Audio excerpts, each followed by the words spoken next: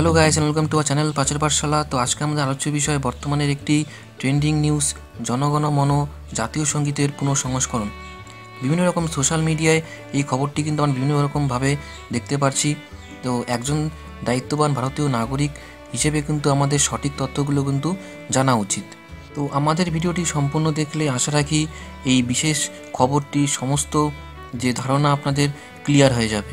2020 সালের শেষে এমপি সুব্রমণিয়াম স্বামী আমাদের দেশের প্রধানমন্ত্রী নরেন্দ্র মোদীর কাছে চিঠি লিখে জানান জনগণ মন জাতীয় সঙ্গীতের সংশোধন করার কথা। এই সংশোধন মানে আমাদের জাতীয় সঙ্গীতের কিছু শব্দের পরিবর্তনের কথা তিনি বলেছেন। এবার আমরা আলোচনা করব আমাদের দেশের জাতীয় সঙ্গীতের ইতিহাস নিয়ে। তো আমরা সবাই জানি আমাদের দেশের জাতীয় সঙ্গীত রচনা করেছিলেন বিশ্বকবি রবীন্দ্রনাথ ঠাকুর 1911 সালে, এবং এই জাতীয় সঙ্গীত প্রথম গাওয়া হয়েছিল 27শে ডিসেম্বর 1911 সালে কলকাতা কংগ্রেস অধিবেশনে।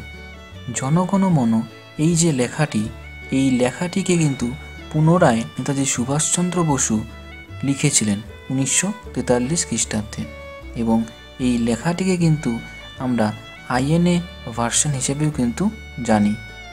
24শে জানুয়ারি 1950 সালে কনস্টিটিউয়েন্ট অ্যাসেম্বলি জনগণ মন এই গানটিকে কিন্তু আমাদের দেশের ন্যাশনাল অ্যান্থেমে কিন্তু পরিণত করেছিলেন।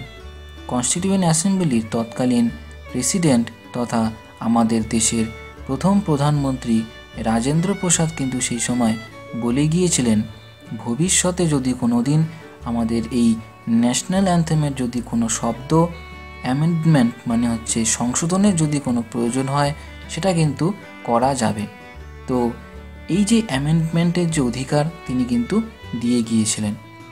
তো এই ভিডিওতে কিন্তু আমি আমার নিজস্ব কোনো তথ্য আপনাদের সাথে শেয়ার করছি না।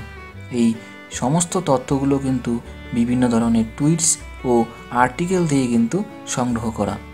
জাতীয় সঙ্গীতের যে সংশোধন বা শব্দের পরিবর্তন, সেই ব্যাপারটা কিন্তু এখন আমরা একটি উদাহরণের মাধ্যমে কিন্তু আলোচনা করব।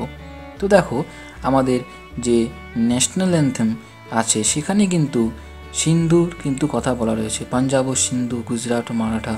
তো এই যে সিন্ধু প্রদেশ, এই সিন্ধু প্রদেশ কিন্তু বর্তমান কিন্তু আমাদের ভারতবর্ষের মধ্যে কিন্তু অবস্থান করছে না। সিন্ধু প্রদেশ অবস্থান করছে বর্তমানে পাকিস্তানে। তো এই যে সিন্ধু প্রদেশ, তো এই সিন্ধু ওয়ার্ডটা কিন্তু এখন একটা খুব কন্ট্রোভার্সিয়াল কিন্তু ওয়ার্ড। তো সিন্ধু প্রদেশ আমাদের দেশে অবস্থান করছে না, তবু আমাদের জাতীয় সঙ্গীতের নাম।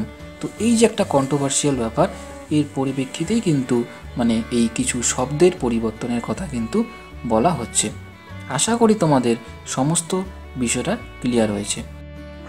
তো জাতীয় সঙ্গীত সংশোধন করার এই যে প্রস্তাব, এই প্রস্তাব এখন সরকার দ্বারা কার্যকরী হতেও পারে, আবার নাও হতে পারে।